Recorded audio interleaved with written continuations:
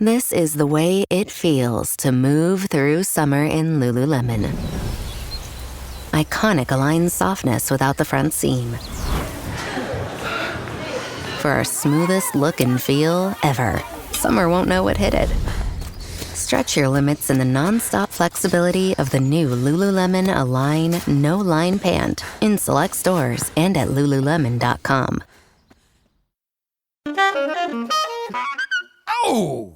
Tasty high note. Oh, hi, don't mind me. I'm practicing my new baritone sax. I just heard PayPal's paying for people's stuff every day for 100 days, and there's 10 million up for grabs. All you have to do is use PayPal checkout online. So there's never been a better time to buy a few things off the old wish list. Like this leaf blower! PayPal can pay for your purchase. The Great PayPal Checkout. No purchase necessary ends July 18th. See official rules at paypal.com/thegreatpaypalcheckout/terms. Participating merchants only must use PayPal checkout online. Coverage of up to $100 and eligible purchases per card. Choice Hotels get you more for your money so you can maximize any road trip. Let's get real close to hear the maximum sizzle of Comfort Inn's free hot breakfast. Maximized. Check into more. Book direct at choicehotels.com. Thanks for listening to the Red Treehouse, where I tell scary stories to keep you up at night. You can listen to the Red Treehouse on your favorite streaming platforms. Be sure to follow, like, and subscribe. Oh, and leave a 5-star review. And now, you can find the Red Treehouse on Patreon. Join the Red Treehouse community for as little as $3 per month and receive exclusive member benefits. Simply go to patreon.com/Red Treehouse. Important note: sources for this episode can be found in the show notes. The Red Treehouse is dedicated to my dad. I love you, Pop. In this episode of the Red Treehouse, I'm going to read you Frankenstein chapters 9 and 10. So sit back, turn down the lights, pull up the covers, and pay close attention as I read Frankenstein by Mary Shelley. I'm your host, Will. Welcome to the Red Treehouse.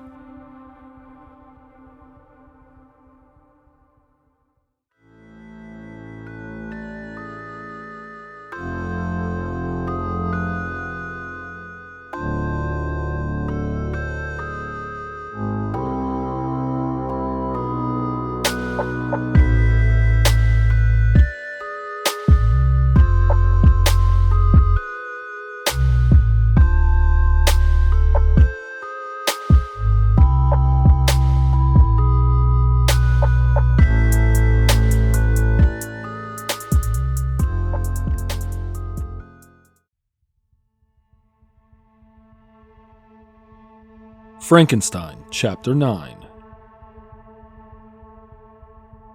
Nothing is more painful to the human mind than after the feelings have been worked up by a quick succession of events, the dead calmness of inaction and certainty which follows and deprives the soul both of hope and fear.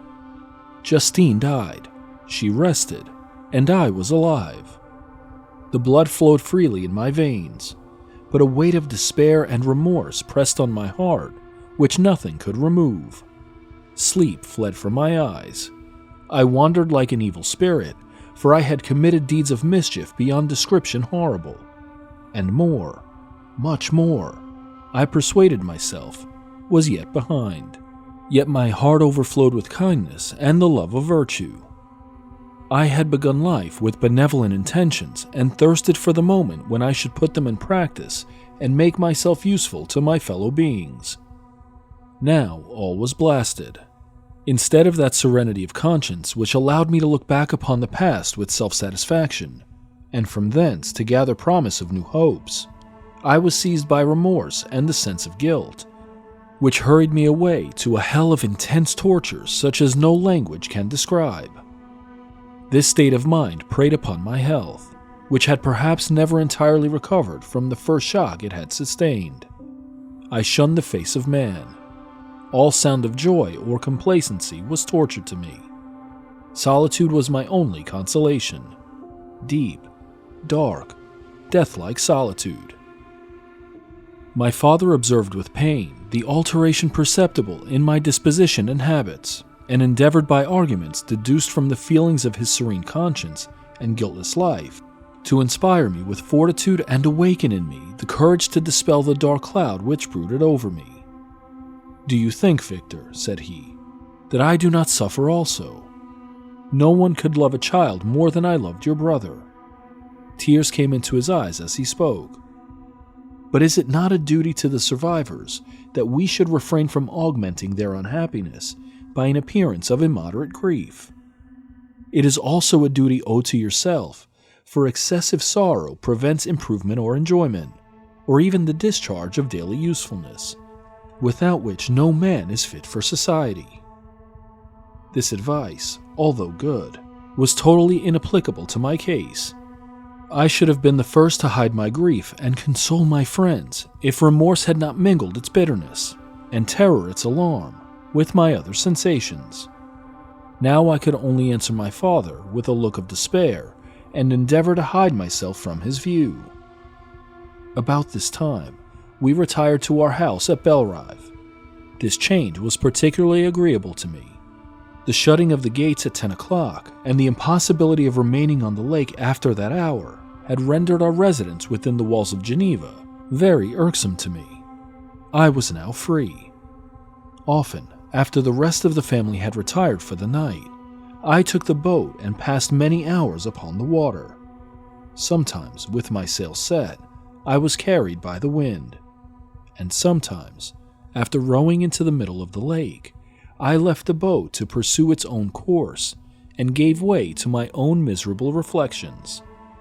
I was often tempted, when all was at peace around me, and I was the only unquiet thing that wandered restless in a scene so beautiful and heavenly. If I except some bat, or the frogs, whose harsh and interrupted croaking was heard only when I approached the shore, often, I say, I was tempted to plunge into the silent lake, that the waters might close over me and my calamities forever. But I was restrained when I thought of the heroic and suffering Elizabeth, whom I tenderly loved, and whose existence was bound up in mine. I thought also of my father and surviving brother. Should I, by my base desertion, leave them exposed and unprotected to the malice of the fiend whom I had let loose among them? At these moments I wept bitterly, and wished that peace would revisit my mind, only that I might afford them consolation and happiness. But that could not be. Remorse extinguished every hope. I had been the author of unalterable evils, and I lived in daily fear lest the monster whom I had created should perpetrate some new wickedness. I had an obscure feeling that all was not over, and that he would still commit some signal crime, which by its enormity should almost efface the recollection of the past. There was always scope for fear so long as anything I loved remained behind. My abhorrence of this fiend cannot be conceived. When I thought of him, I gnashed my teeth, my eyes became inflamed, and I ardently wished to extinguish that life which I had so thoughtlessly bestowed. When I reflected on his crimes and malice, my hatred and revenge burst all bounds of moderation. I would have made a pilgrimage to the highest peaks of the Andes, could I, when there, have precipitated him to their base. I wished to see him again, that I might wreak the utmost extent of abhorrence on his head and avenge the deaths of William and Justine. This episode is brought to you by Dogfish Head Craft Brewery. The Grateful Dead and Dogfish Head have gotten the band back together with the release of Grateful Dead Juicy Pale Ale, a light-bodied pale ale brewed with sustainable Kernza grains, granola, and heaps of good karma for a refreshing brew that's music to your taste buds. Available nationwide. Visit dogfish.com to find Grateful Dead Juicy Pale Ale in your neck of the woods. Dogfish Head Craft Brewery is located in Milton, Delaware. Please drink responsibly. Going on vacation? We're here for it. With kids who turn a back seat into a courtroom drama over whose tablet is louder, whose charger is faster, and why watching the same cartoon for the 100th time is a human right? Yep, we totally have vehicles to handle that. Because whether it's a road trip or a business trip, where your flight's delayed, your phone's at 2%, and your dinner, whatever's open, yeah, here for that too. Enterprise, we're here for it. Our house was the house of mourning. My father's health was deeply shaken by the horrors of the recent events. Elizabeth was sad and desponding. She no longer took delight in her ordinary occupations. All pleasure seemed to her sacrilege toward the dead. Eternal woe and tears she then thought was the only tribute she should pay to innocence so blasted and destroyed. She was no longer that happy creature who in earlier youth wandered with me on the banks of the lake and talked with ecstasy of our future prospects. The first of those sorrows which are sent to wean us from the earth had visited her, and its dimming influence quenched her dearest smiles. "When I reflect, my dear cousin," said she, "on the miserable death of Justine Moritz, I no longer see the world and its works as they before appeared to me. Before, I looked upon the accounts of vice and injustice that I read in books or heard from others as tales of ancient days or imaginary evils. At least they were remote and more familiar to reason than to the imagination. But now, misery has come home, and men appear to me as monsters thirsting for each other's blood. Yet I am certainly unjust. Everyone believed that poor girl to be guilty, and if she could have committed the crime for which she suffered, assuredly she should have been the most depraved of human creatures. For the sake of a few jewels, to have murdered the son of her benefactor and friend, a child whom she had nursed from its birth, and appeared to love as if it had been her own. I could not consent to the death of any human being. But certainly I should have thought such a creature unfit to remain in the society of men. But she was innocent. I know, I feel she was innocent. You are of the same opinion, and that confirms me. Alas, Victor, when falsehood can look so like the truth, who can assure themselves of certain happiness? I feel as if I were walking on the edge of a precipice, toward which thousands are crowding and endeavoring to plunge me into the abyss. William and Justine were assassinated, and the murderer escapes. He walks about the world free, and perhaps respected. But even if I were condemned to suffer on the scaffold for the same crimes, I would not change places with such a wretch." I listened to this discourse with the extremest agony. I, not in deed, but in effect, was the true murderer. Elizabeth read my anguish in my countenance, and kindly taking my hand, said, "My dearest friend, you must calm yourself. These events have affected me, God knows how deeply. But I am not so wretched as you are. There is an expression of despair, and sometimes of revenge, in your countenance that makes me tremble. Dear Victor, banish these dark passions. Remember the friends around you, who center all their hopes in you. Have we lost the power of rendering you happy? Ah, while we love, while we are true to each other, here in this land of peace and beauty, your native country, we may reap every tranquil blessing. What can disturb our peace?" And could not such words from her, whom I fondly prized before every other gift of fortune, suffice to chase away the fiend that lurked in my heart? Even as she spoke, I drew near to her, as if in terror, lest at that very moment the destroyer had been near to rob me of her. Thus not the tenderness of friendship, nor the beauty of earth, nor of heaven, could redeem my soul from woe. The very accents of love were ineffectual. I was encompassed by a cloud which no beneficial influence could penetrate. The wounded deer dragging its fainting limbs to some untrodden brake, there to gaze upon the arrow which had pierced it, and to die, was but a type of me. Sometimes I could cope with the sullen despair that overwhelmed me, but sometimes the whirlwind passions of my soul drove me to seek, by bodily exercise and by change of place, some relief from my intolerable sensations. It was during an access of this kind that I suddenly left my home, and bending my steps towards the near alpine valleys, sought in the magnificence, the eternity of such scenes, to forget myself and my ephemeral, because human sorrows. My wanderings were directed towards the valley of Chamonix. I had visited it frequently during my boyhood. 6 years had passed since then.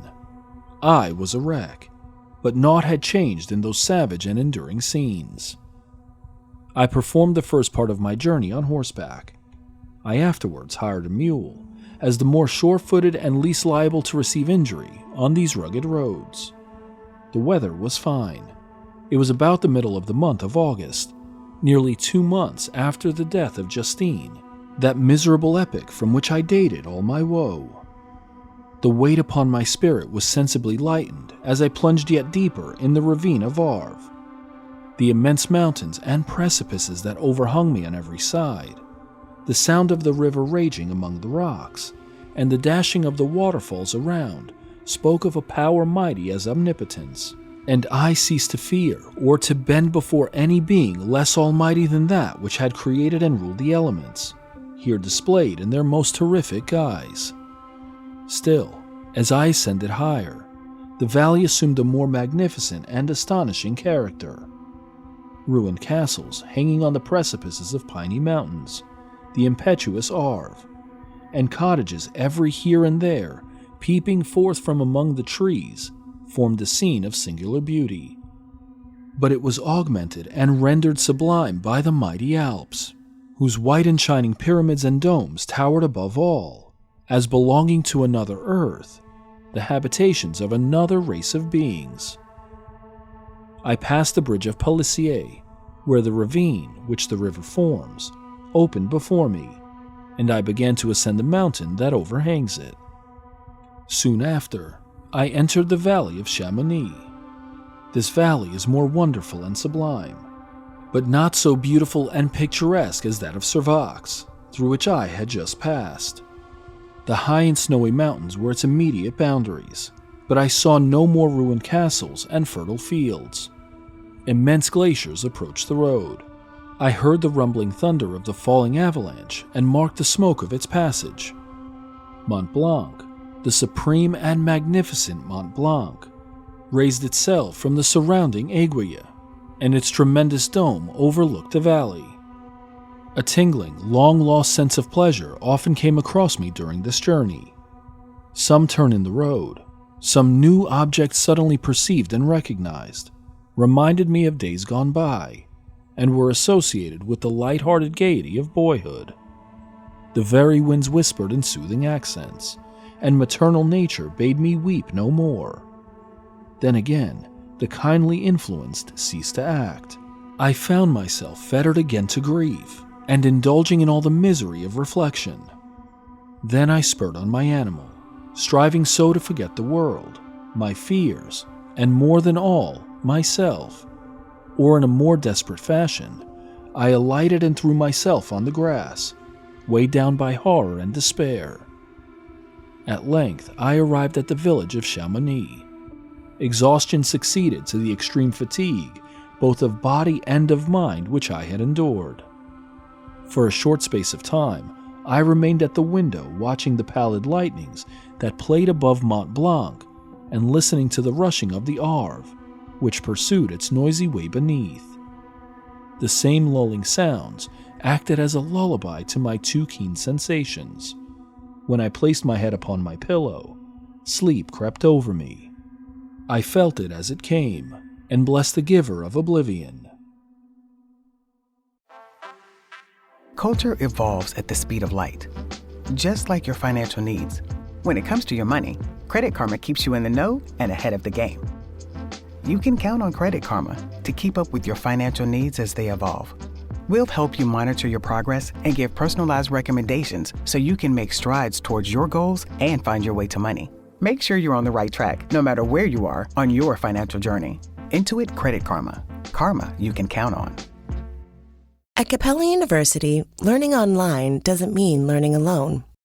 You'll get support from people who care about your success, like your enrollment counselor, who gets to know you and the goals you'd like to achieve. You'll also get a designated academic coach who's with you throughout your entire program. Plus, career coaches are available to help you navigate your professional goals. A different future is closer than you think with Capella University. Learn more at capella.edu.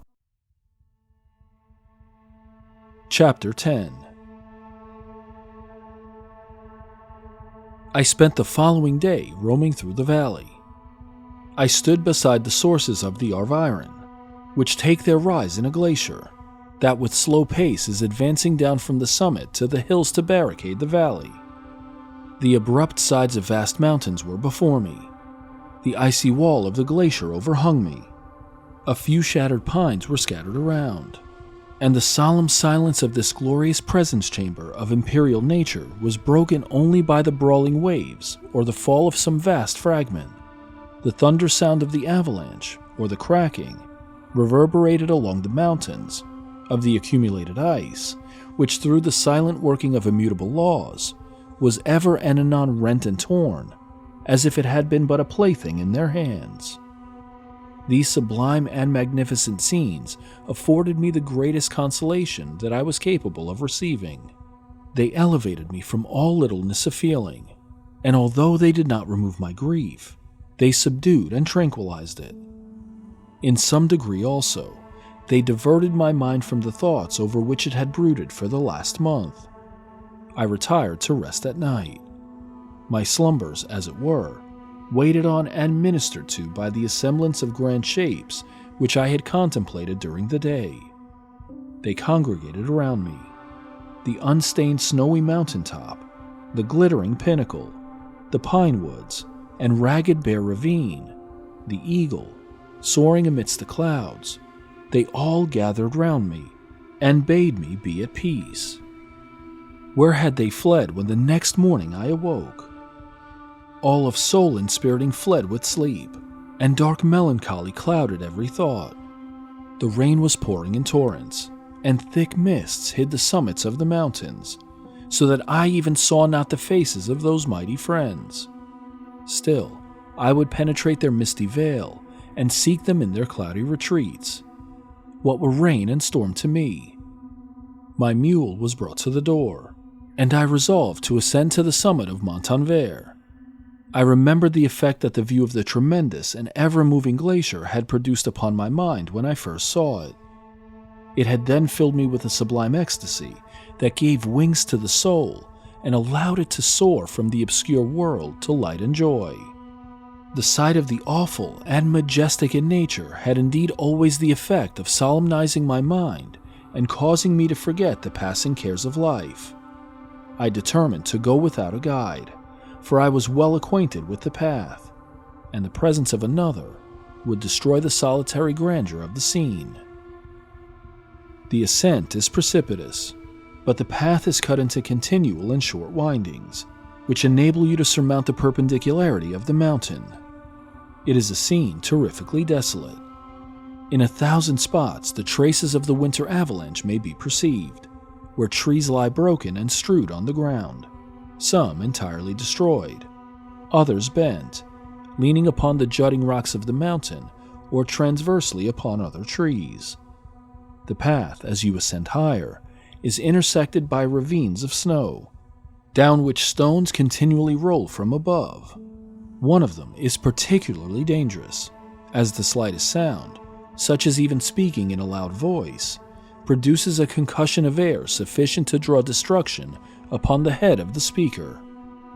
The pines are not tall or luxuriant, but they are somber and add an air of severity to the scene. I looked on the valley beneath. Vast mists were rising from the rivers which ran through it, and curling in thick wreaths around the opposite mountains, whose summits were hid in the uniform clouds, while rain poured from the dark sky and added to the melancholy impression I received from the objects around me. Alas, why does man boast of sensibility superior to those apparent in the brute? It only renders them more necessary beings. If our impulses were confined to hunger, thirst, and desire, we might be nearly free. But now we are moved by every wind that blows, and a chance word or scene that word may convey to us. We rest, a dream has power to poison sleep. We rise, one wandering thought pollutes the day. We feel, conceive, or reason, laugh or weep, embrace fond woe, or cast our cares away. It is the same, for be it joy or sorrow, the path of its departure still is free. Man's yesterday may ne'er be like his morrow. Naught may endure but mutability. It was nearly noon when I arrived at the top of the ascent.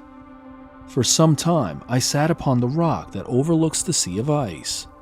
A mist covered both that and the surrounding mountains. Presently a breeze dissipated the cloud, and I descended upon the glacier. The surface is very uneven, rising like the waves of a troubled sea, descending low, and interspersed by rifts that sink deep. The field of ice is almost a league in width, but I spent nearly 2 hours in crossing it. The opposite mountain is a bare perpendicular rock. From the side where I now stood, Montanvert was exactly opposite, at the distance of a league, and above it rose Mont Blanc, in awful majesty. I remained in a recess of the rock, gazing on this wonderful and stupendous scene. The sea, or rather the vast river of ice, wound among its dependent mountains, whose aerial summits hung over its recesses. Their icy and glittering peaks shone in the sunlight over the clouds. My heart, which was before sorrowful, now swelled with something like joy. I exclaimed, "Wandering spirits, if indeed ye wander, and do not rest in your narrow beds, allow me this faint happiness, or take me, as your companion, away from the joys of life."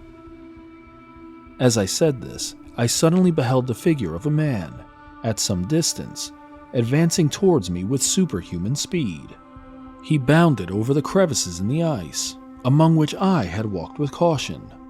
His stature, also as he approached, seemed to exceed that of man. I was troubled. A mist came over my eyes, and I felt a faintness seize me, but I was quickly restored by the cold gale of the mountains. I perceived, as the shape came nearer, sight tremendous and abhorred, that it was the wretch whom I had created. I trembled with rage and horror, resolving to wait his approach and then close with him in mortal combat. He approached. His countenance bespoke bitter anguish, combined with disdain and malignity, while its unearthly ugliness rendered it almost too horrible for human eyes. But I scarcely observed this. Rage and hatred had at first deprived me of utterance, and I recovered only to overwhelm him with words expressive of furious detestation and contempt. "Devil!" I exclaimed, "do you dare approach me? And do not you fear the fierce vengeance of my arm wreaked on your miserable head? Begone, vile insect, or rather, stay that I may trample you to dust. And oh, that I could, with the extinction of your miserable existence, restore those victims whom you have so diabolically murdered." "I expected this reception," said the daemon. "All men hate the wretched. How then must I be hated, who am miserable beyond all living things? Yet you, my creator, detest and spurn me, thy creature, to whom thou art bound by ties only dissoluble by the annihilation of one of us.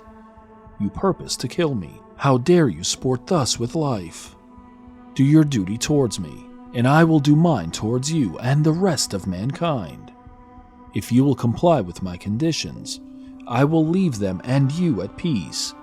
But if you refuse, I will glut the maw of death until it be satiated with the blood of your remaining friends. Abhorred monster, fiend that thou art, the tortures of hell are too mild a vengeance for thy crimes. Wretched devil, you reproach me with your creation. Come on then, that I may extinguish the spark which I so negligently bestowed." My rage was without bounds.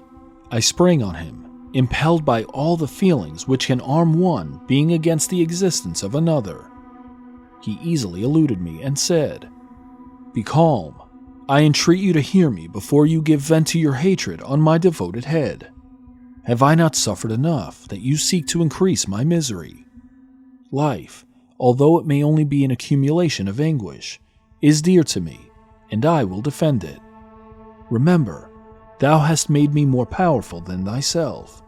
My height is superior to thine, my joints more supple. But I will not be tempted to set myself in opposition to thee. I am thy creature, and I will be even mild and docile to my natural lord and king, if thou wilt also perform thy part, the which thou owest me. O Frankenstein, be not equitable to every other and trample upon me alone, to whom thy justice, and even thy clemency and affection, is most due. Remember that I am thy creature. I ought to be thy Adam, but I am rather the fallen angel, whom thou drivest from joy for no misdeed. Everywhere I see bliss, from which I alone am irrevocably excluded, I was benevolent and good. Misery made me a fiend. Make me happy, and I shall again be virtuous. Begone, I will not hear you. There can be no community between you and me. We are enemies. Begone, or let us try our strength in a fight, in which one must fall. How can I move thee? Will no entreaties cause thee to turn a favorable eye upon thy creature, who implores thy goodness and compassion? Believe me, Frankenstein, I was benevolent. My soul glowed with love and humanity. But am I not alone, miserably alone? You, my creator, abhor me. What hope can I gather from your fellow creatures, who owe me nothing? They spurn and hate me. The desert mountains and dreary glaciers are my refuge. I have wandered here for many days. The caves of ice, which I only do not fear, are a dwelling to me, and the only one which man does not grudge. These bleak skies I hail, for they are kinder to me than your fellow beings. If the multitude of mankind knew of my existence, they would do as you do, and arm themselves for my destruction. Shall I not then hate them who abhor me? I will keep no terms with my enemies. I am miserable, and they shall share my wretchedness. Yet it is in your power to recompense me, and deliver them from an evil which it only remains for you to make so great, that not only you and your family, but thousands of others, shall be swallowed up in the whirlwinds of its rage.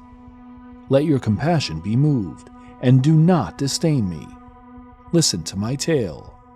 When you have heard that, abandon or commiserate me, as you shall judge that I deserve. But hear me, the guilty are allowed, by human laws, bloody as they are, to speak in their own defense before they are condemned. Listen to me, Frankenstein. You accuse me of murder, and yet you would, with a satisfied conscience, destroy your own creature. Oh, praise the eternal justice of man. Yet I ask you not to spare me. Listen to me, and then, if you can, and if you will, destroy the work of your hands. Why do you call to my remembrance, I rejoined, circumstances of which I shudder to reflect, that I have been the miserable origin and author? Cursed be the day, abhorred devil, in which you first saw light. Cursed, although I curse myself, be the hands that formed you. You have made me wretched beyond expression. You have left me no power to consider whether I am just to you or not. Begone, relieve me from the sight of your detested form. Thus I relieve thee, my creator, he said, and placed his hated hands before my eyes, which I flung from me with violence. Thus I take from thee a sight which you abhor. Still, thou canst listen to me and grant me thy compassion. By the virtues that I once possessed, I demand this from you. Hear my tale, it is long and strange, and the temperature of this place is not fitting to your fine sensations. Come to the hut upon the mountain. The sun is yet high in the heavens.